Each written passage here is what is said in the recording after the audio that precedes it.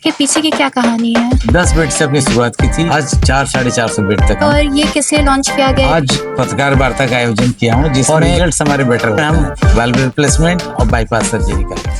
Hello Banaras, आज हमारे साथ है डॉक्टर ए के कौशल सर, जो कि चेयरमैन है पॉपुलर हॉस्पिटल्स के। चलिए उनसे कुछ बातें करते हैं। आज पत्रकार वार्ता का आयोजन किया हूँ जिसमें कार्डियक में स्पेशल जो मशीनें आई हैं उसके बारे में बताने के लिए। तो सबसे उसमें इम्पोर्टेंट है इंटरवेंशनल कार्डियोलॉजी से संबंधित आलिया 320G कंपनी का इंटरनेशनल स्टैंडर्ड का मशीन लाए हैं, जिसमें कार्डियक इंटरवेंशन के साथ साथ न्यूरो इंटरवेंशन भी होगा, वैस्कुलर सर्जरी भी हो गया, कार्डियक का भी हम लोग कीमोथेरेपी टारगेटेड दे पाएंगे और साथ ही साथ इंटरवेंशनल रेडियोलॉजी का भी काम होगा।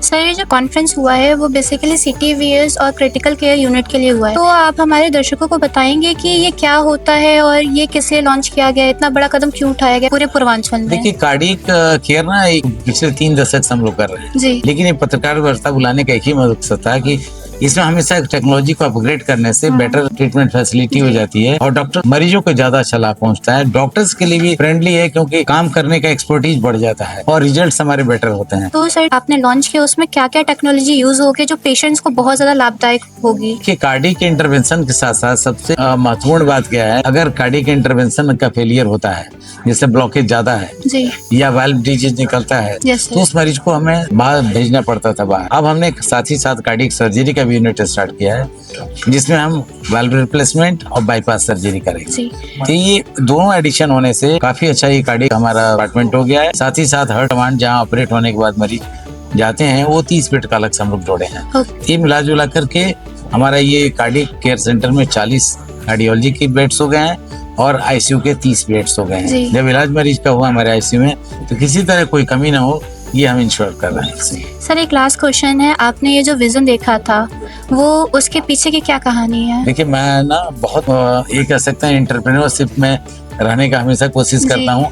मेरी एक आदत है कि मुझसे कोई आगे ना निकले, एट पार में रहूं। जी, तो हमने 10 बेड से अपनी शुरुआत की थी।